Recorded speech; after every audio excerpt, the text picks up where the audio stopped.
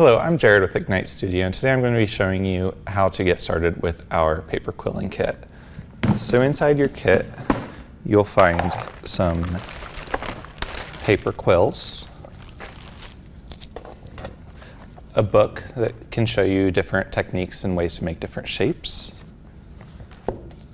some white PVA glue, a quilling comb, some pens and a foam board to help you pin and plan out your design, a folder full of paper to help you glue your design onto like a backboard, and a tool case full of various tools. So in here you'll find a circle sizer, which I will demonstrate later, a bone folder, several toothpicks, and various quilling needles. Before we get started, I want to tell you a little bit about what paper quilling is. Paper quilling is the art of rolling paper into coils to make different designs. So inside our book, here is an example image to give you a little inspiration. So each of these pieces of the flower were papers rolled into coils and then shaped to make it into their design. When you pull out your quilling needles, you'll notice that they all look very similar.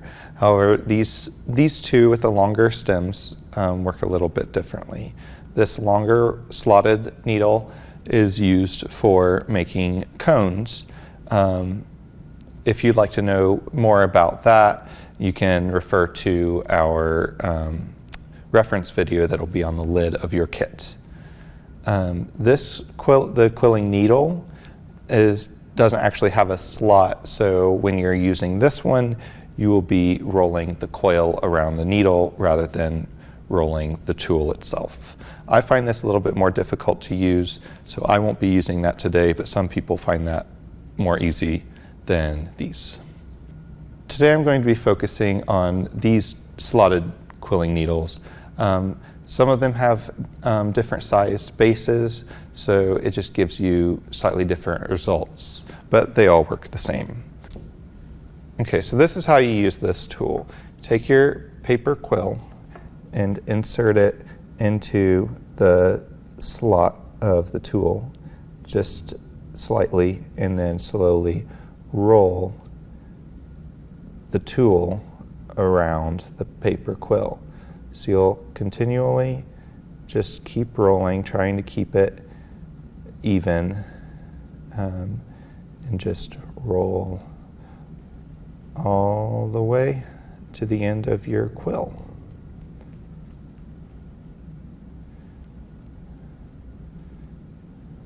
So once we get to the end of the quill, if you would like it to remain a tight coil like that, you could put glue here and glue it down. But I, for this one, want to open it up and make it a little bigger so I can show you how to use the circle sizer. So just still holding it shut, and now you can pick the circle that you want to use and just drop it in there. And just wiggle it around a little bit. It'll fill out the entire circle. If you decide you want it a little larger, you can move it up. So I think size 3 was good for this one. And now I can take my brush and PVA glue, get just a little bit of glue on the end,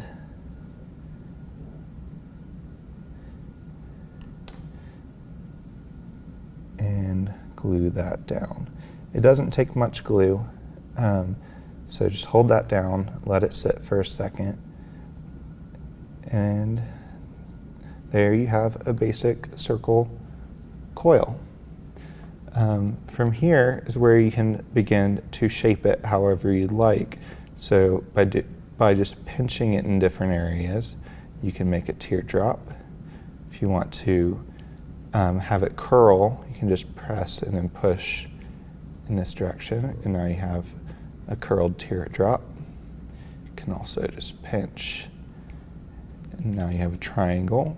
So you can get a lot of different shapes just by pinching it in different areas. So just use that while planning out your different designs. Think about the shape you're trying to fill.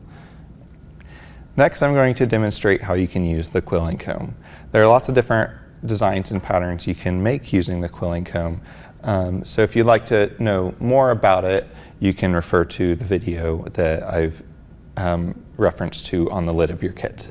So just like the quilling needle, you'll insert just a little bit into one of the sections and then wrap it around. But this time I'm just going to weave it into a different slot. Oh, I lost it all. So one thing you can do to make sure it doesn't slip out is add just a little bit of dab of glue onto the end of the quill and glue that down onto the rest of the quill. So now you have this little circle looped around one of your comb needles. So now I'm just going to weave it through, and I'm just going one more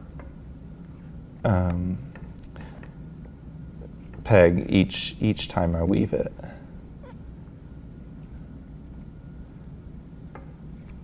So just try to keep it tight.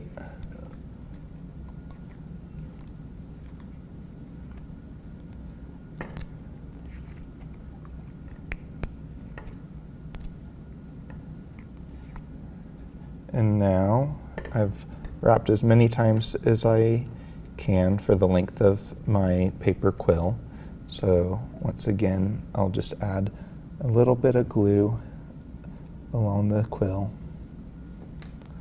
and lay that up. And press and hold that for a second. And then we'll pull that off. And now we have more of a long, skinny quill. And just like before, we can shape this however you'd like. If you want it to be more of a circle, it might have a little bit of a spiral effect to it, which can give you some interesting looks. Hopefully this is enough information to help you get started on your design in paper quilling. Here is a project that I have been working on. Unfortunately, here I have run out of the color I need to finish off the back leg. If you need a lot of one color, keep that in mind and let a staff member know, because we have a whole cabinet full of papers, and we have a paper shredder that you can find in our cleanup area where you can make your own quills. Thank you for joining me today. Hopefully this has been enough information to inspire you to start your own paper quilling project. Just keep in mind this is a very time-consuming art form that requires a bit of patience. Hope to see you soon.